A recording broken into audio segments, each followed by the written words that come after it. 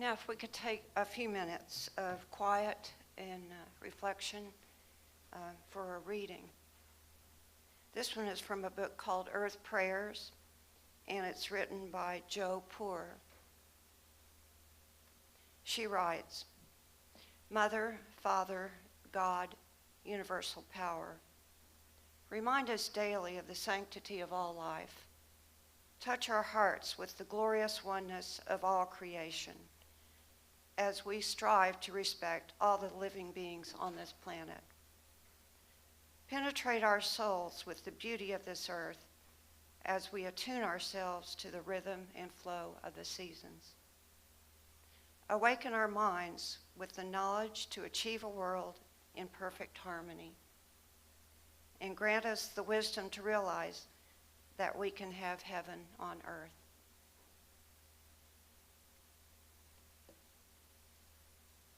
And now our message today is from our own Katie Wolven. She needs no introduction. She's going to talk to us about the great work that's going on at the Headwaters.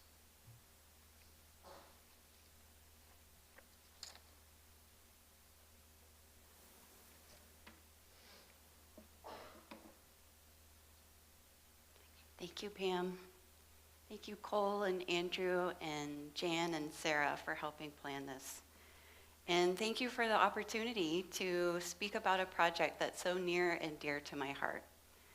For the last 20 plus years, my career in science and education has led me all over the West Coast, working on fishing boats, studying ocean plastic, feeding octopuses, helping third graders raise baby salmon eggs.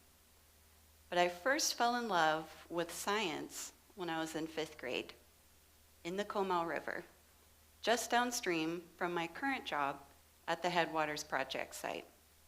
My mom got me an appointment with an aquatic science professor to help me design my 5th grade science project.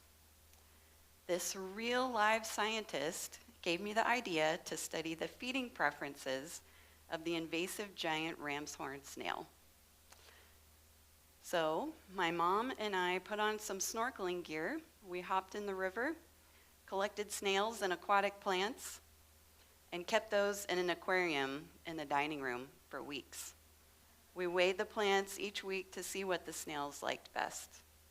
I loved it, and it was real science. What an amazing opportunity that was for me. One of many that led me into a career in science and education. And little did I know that 30 years later, I would work just around the corner from where we collected all those snails, trying to create a place where everyone has that opportunity and that chance to fall in love with science and the natural world, to understand how special our water resources are here in New Braunfels, and to really feel connected to this amazing place we're fortunate enough to live.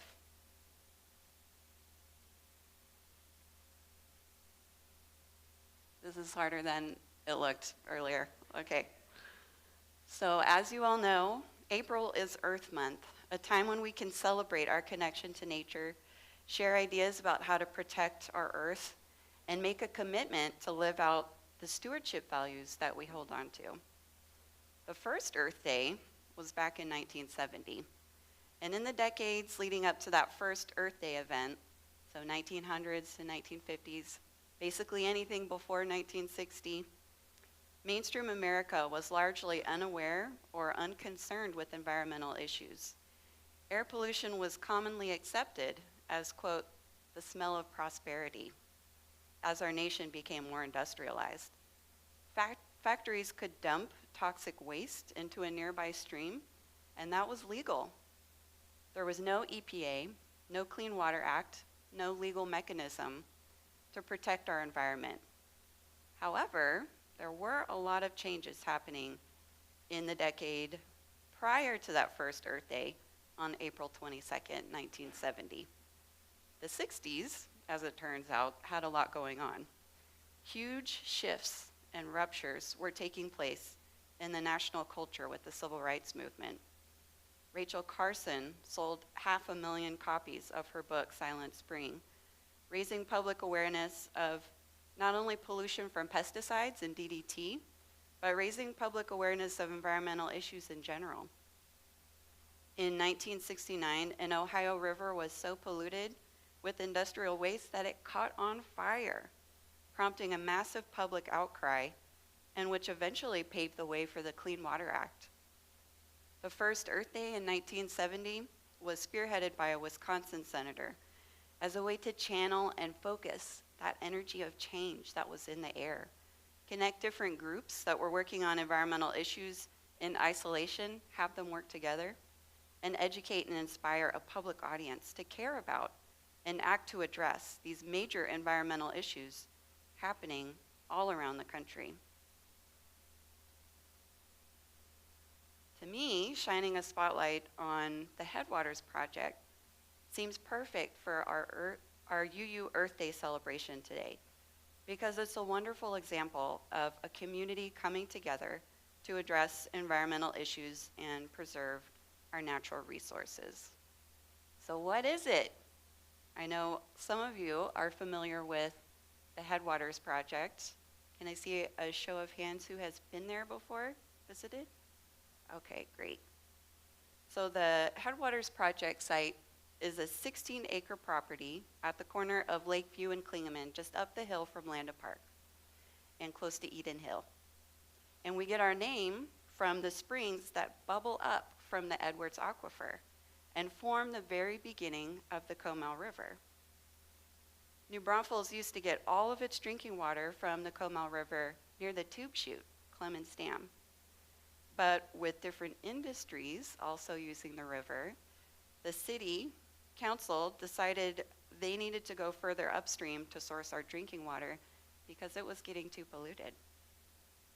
They purchased the property from the Klingeman family in 1907 and created the city's first waterworks. NBU used the property as a facilities yard from 1940 to 2004 before moving most of those operations to the service center on 306, just across from HEB Plus. So what to do with the property at that point? More vacation cabins? Heidelberg Lodges is just across the Bleeders Creek from Headwaters property. They could sell it to developers, put in more homes, which is what surrounds the Headwaters. But the leadership at NBU and the city recognized the significance of the site. The Comal River is the heart and soul of New Braunfels, and this site is where it begins. So they wanted to return it back to the community for everyone to benefit from. So Headwaters, the nonprofit, was established in 2017 to begin the restoration process, provide education, and showcase the significance of the Comal Springs. The first thing we did was remove 5 acres of asphalt and turned an NBU parking lot into a beautiful community asset, restoring it to a healthy native prairie ecosystem. We call that phase 1 construction, and it's been a huge success. Part of the vision for the future in the master planning process that involved the community was to create a new education center to inspire people to conserve our precious natural and cultural resources that we've been blessed with.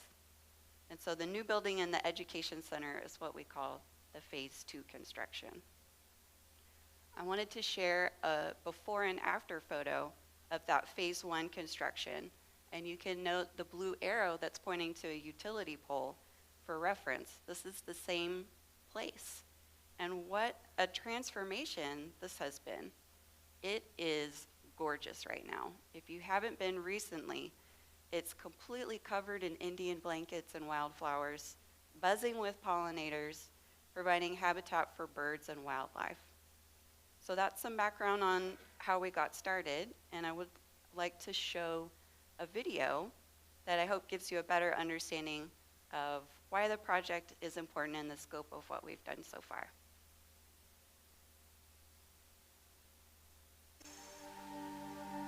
This one spot right here affects all of Texas. It's been visited by people for 10,000 years or more. Even during the hottest, driest times in human history, these springs would have been flowing. We are transforming it into an environmental education center. Welcome to the Headwaters at the Comal. Hi, I'm Nancy Pappas, Managing Director of the Headwaters at the Comal. We are right here at the beginning of the Comal River, the most significant spring system in the American Southwest. This is literally where the Edwards Aquifer bubbles up out of the ground and starts the Comal River. The Edwards Aquifer is an important drinking source for this entire region. Children come out here and they learn about the history, the Native Americans that sat around the headwaters right here. What a perfect place to be. I have a 10-year-old daughter, and she loves learning about the springs and about everything nature. So I'm so happy that we have an opportunity to help her learn about science. Even volunteering as a summer camp counselor here, I could see children's minds and eyes light up when they were learning about the impact that the Headwaters has had on them. This whole area was covered in asphalt, and storm water used to just rush across this site unchecked, depositing pollutants into the beginning of this Comal River. We've done so much work in Phase 1 to create a space that will divert that storm water, cleanse and polish it before it comes into the river. We've been able to restore back vegetation that would have been here historically, showcase that to all of our visitors, allow them to understand the importance of protecting this resource and everybody downstream from us as well. During our recent restoration efforts, we have uncovered hundreds of thousands of artifacts that go back 8,000 to 10,000 years or more. This has become a really important archaeological site. Now our efforts focus on bringing people here to see the work that we've done and continue that restoration work. We are strengthening the relationship between the community and the environment by showcasing the significance of the Comal Springs. And we look to not just bring people here to visit, but to inspire their hearts and minds in the importance of conservation for our entire community. We hope you will join us in preserving these efforts for future generations. So we made this video for a grant. Oops. Okay. Nope. Sorry. We made this video for a grant, and I had no idea I was going to be in the video. If I did, I might have brushed my hair that day or something, but okay. So when I think about the question, what makes Headwaters a success story? I think about the many successes that we've seen in our work in 4 different focus areas: education, conservation, creating community, and research. So my goal for the next few minutes is to give you a snapshot into one piece or example of a success that we've seen in those different work areas, and hopefully illustrate why the work that we do is important. And I'm actually going to start with research. You guys all know by now that I'm very interested in scientific research. But what I find most fascinating about the Headwaters project is actually the archaeology research that was part of Phase 1 construction. So when we pulled up all of that asphalt from the old parking lot, what do you think we found? 100,000 artifacts, which prompted a $1 million archaeology study that showed that people have been visiting the Headwaters site for 10,000 years or more. This is one of the first places in North America that humans existed. That's 500 generations of people. The first German settlers arrived maybe 5 generations ago. So this research changes the way I think about the history of my town. I think it's so cool, and that everyone in New Braunfels should know about this. They could come and learn about it at the Headwaters. Our new building will have exhibits about the archaeology. So on the left over here, we've got some points that were found, and they're made out of a material called chert, which is the prime material for making tools thousands of years ago. Because the Balcones fault line goes across the Headwaters property, that's what makes the springs come up. It also exposed that rock material, so people would come to that site to learn how to make tools. Thousands of years ago, it was a place of learning, which I find really cool as an educator. On the right here is a rock midden.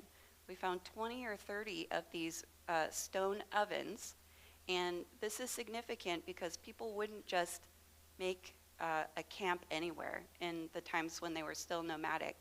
It would have to be a special place where they would stop, have a base camp, and then do their hunting and other things from that base camp. So the fact that there are so many there shows what a significant place it was to people thousands of years ago.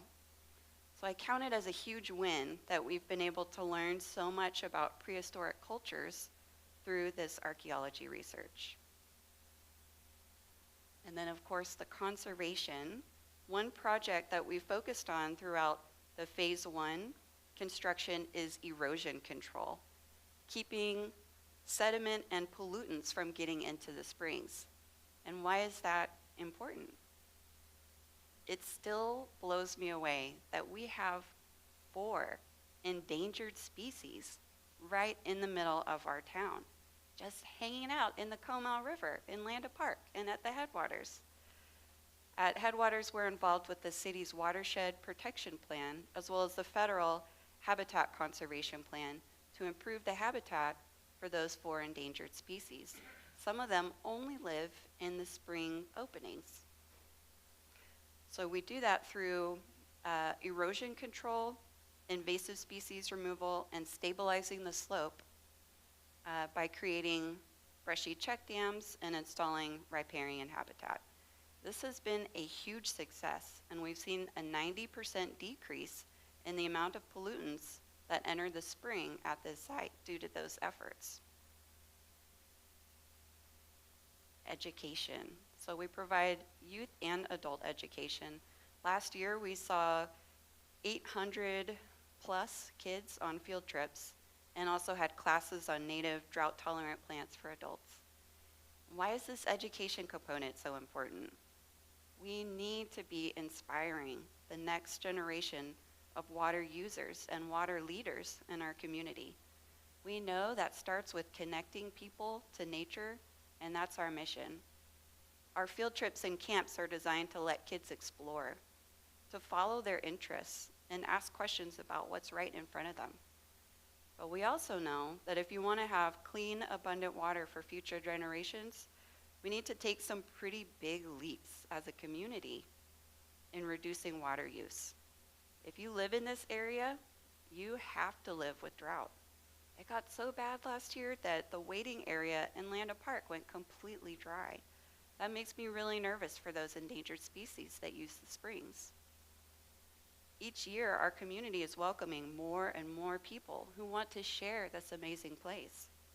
How can we grow smarter and greener so that we can continue to have abundant water? That's the conversation we want to be having at Headwaters. Right now, 60% of our residential water use goes to landscape irrigation. We're putting our drinking water on our lawns. We want to demonstrate to our community different ways that individuals and businesses can use water smarter so that we can all have abundant water in the future. Headwaters is a demonstration site for One Water principles, where businesses, developers, and our city leaders can come and learn about creative water reuse. Did it again. This is hard. Okay. We also provide community events throughout the year. We just held our annual Earth Day celebration with 300 people joining us. We also provide community yoga and meditation classes. These are wonderful. Nature can be so healing for us, and I love that Headwaters is a place to take care of nature, but also to take care of ourselves and each other. We just hit a big milestone at Headwaters. 10,000 volunteer hours have been donated since the project began in 2017. So many people make this project possible. It's incredible. And it's not just individuals. It's organizations and agencies too. NBU is involved, the city is involved, U.S. Fish and Wildlife is involved, the EAA, Lady Bird Johnson Wildflower Center has helped a lot. The Headwaters organization is also part of an interconnected web of people, agencies, and a long history of community members who want to do the right thing and protect our water resources. And I find that very encouraging. We are not alone in this, but we do all have to work together. It's not always easy. And I don't have this written down, but I am thinking that there is a connection between the original Earth Day and the environmental movement in general and the creation of the Edwards Aquifer Authority, which gives our aquifer a lot of legal protections. So that first, all of the movement, all of the web that, the Clean Water Act, the EPA, all of those things help to support each other. And it's interesting for me to think about that and think about what will our future be as well? What will that trajectory be like? So I hope I was able to communicate why the Headwaters Project is significant, what we do, why we do it. And even though we are currently doing a lot of work, so many different projects happening, we know we could have a much bigger impact once this new building is completed. We have broken ground. We broke ground last year and are under construction. And just imagine what this will do for our community. Imagine being able to come into the center and learn how the Comal Springs have sustained people for thousands of years. Or to come with your 5th grade science class and learn how to do science.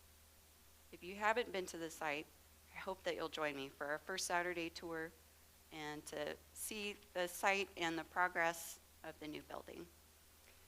It is an honor to work on a project with such a worthy mission. I see this project as a success story because our community members said, we don't want a parking lot. We want to restore the land. We want to protect the water quality of the Comal River. We want to teach the next generation how to love our precious springs and to make sure it keeps flowing for them. There are so many ways to help. What will your contribution be? Is it planting native plants? Not watering your lawn in the summer when we're in stage 3 drought? Attending city council meetings? Writing letters to the county commissioners? Volunteering? Whatever it is, I encourage you to make a commitment today during Earth Month and stick to it.